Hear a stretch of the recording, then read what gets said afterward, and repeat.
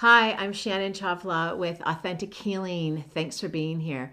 So, how can our relationship to pain actually change pain?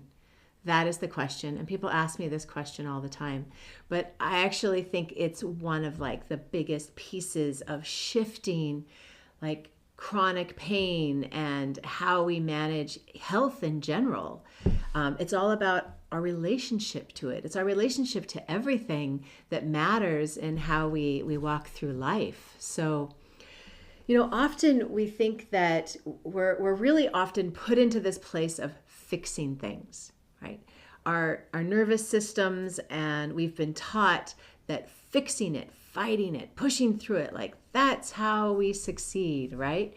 But what if pain or health or chronic illness or a really big diagnosis you just got, what if it's asking you to be in relationship with it in a different way?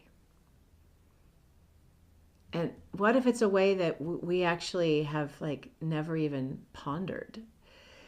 How do we learn to respond and respect and listen to our bodies in ways that we just haven't before? So, pain, as I've said before, is complex, right? It really is, because it brings in the sensory, the neurological, the emotional, the physical. It brings in everything. And so all systems are a go when we are dealing with some sort of pain in our body. So we also know, and why it is complex, is that depending upon our past experiences, depending upon our present experiences, depending upon our stress levels, depending upon our sleep levels, depending upon our inflammation levels, depending upon fear, depending upon our attention to it or not to it, that all affects how we respond to a pain response in our body. So, there's this word neuroplasticity, right?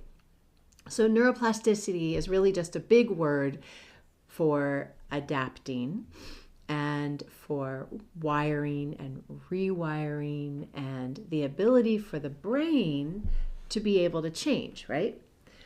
So with neuroplasticity, the brain and the body, when it's given information, it lays down all this information and it learns.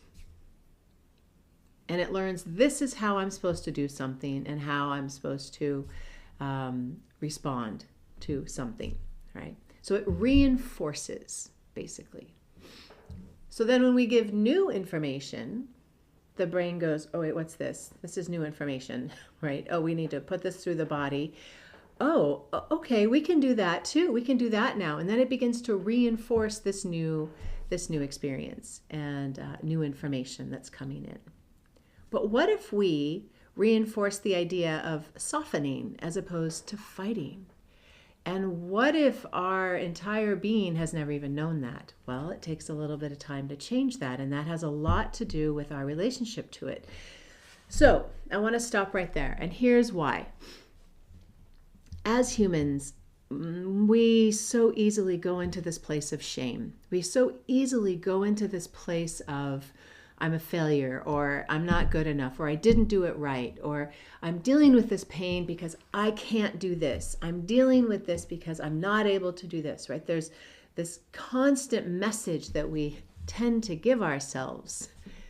And so as I am sharing ideas on how we can shift our relationship to pain, how we can shift our ability to go from fixing and fighting into softening and receiving, right?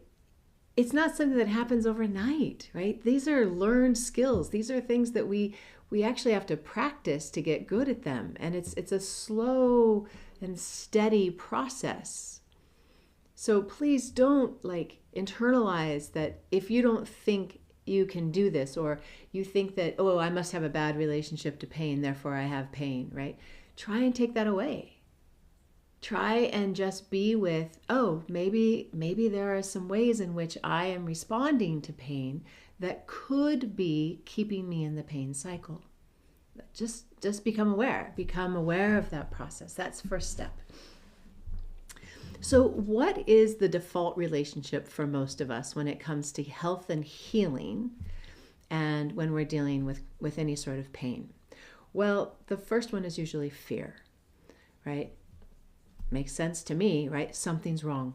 Something is wrong. Well, that's actually built into the system as a protective mechanism, and it's an important one.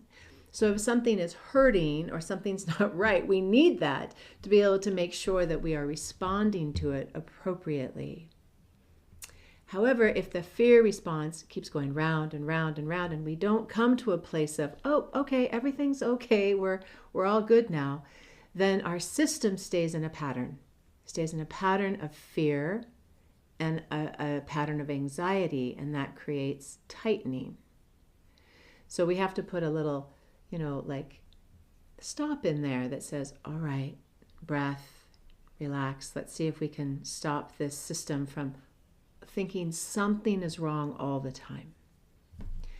Frustration. That's another reason why we tend to stay in relationship with certain ways of healing. We get frustrated so quickly, right? Why is this happening to me? I don't want this to happen to me. I am so angry, right? So there's a level of, frustration that can actually be supportive in getting us to change, right? We want to have a little oomph to change. But if our frustration is actually keeping us in a loop, that we are like a victim, and I use that word in a way where, again, it's not a shame thing. It's like, but energetically, do I have the ability to move through something, right? I'm so frustrated. This is happening to me, right? So we get frustrated, right? That's a very common default relationship when something is not great in our bodies. Resistance. Resistance is another one.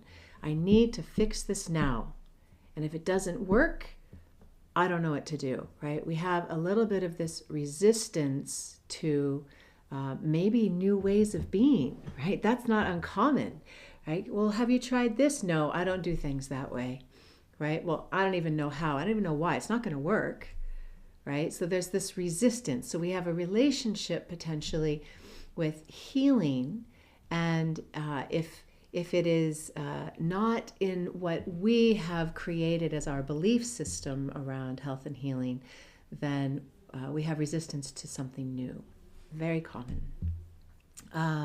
Bracing and tightening, armoring, that's also the case. You get a headache, you have back pain, your body just gets more and more tight, and we can't find that relaxation, and it just continues to spiral, and then we're not able to actually move, and then we're stuck in this place.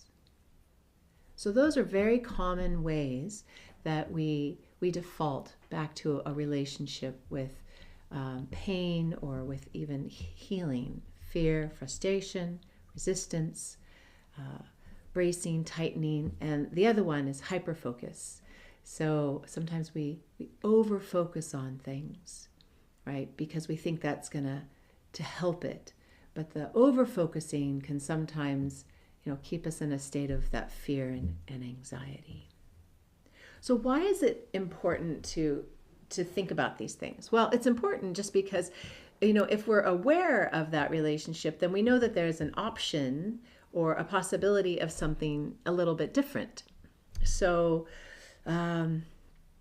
when our nervous system is in a state of fear or perceived threat, it will constantly be in a defensive mode, and it will constantly be on guard. And that creates some armoring, right? And the more we stay in that mode, the louder and the louder it gets. And the more we feel a bit out of control of the ability to support it. So that's step one. Just begin to notice your relationship to when you have a pain response or something that's happening in your life in regards to health and healing, right? How do you respond to it? Or you can even observe family members. How do they respond to it? Does it seem supportive and helpful? Well, so what's the new possibility? So there are many possibilities. There's infinite possibilities, which is wonderful. And what if we started to notice that our fighting could actually turn into listening? So when we have that fight response, when we have that resistance response, what if I just started listening and saying, okay, what is this resistance trying to tell me? What do I need to hear in my body right now? And what if we took tension and tightening, right, that bracing, and we began to allow softening to be present? And I love the word softening more than relaxing because it's very different. So what if we allowed softening to just be a part of the conversation? And for some people, the idea of softening is very foreign. So it's a practice. How do I just soften a bit and not, fight it? And remembering that when we are in a state of chronic pain, our minds actually forget to soften. So we have to consciously go in and say, okay, it's time to soften. And what if we took urgency and anxiety and that fear, and we brought in the possibility of patience and receiving? So instead of fighting, you're listening. Instead of tension, you're softening. Instead of urgency, you're having a bit more patience. These are all learned skills. They're not overnight. So this is not ignoring your pain.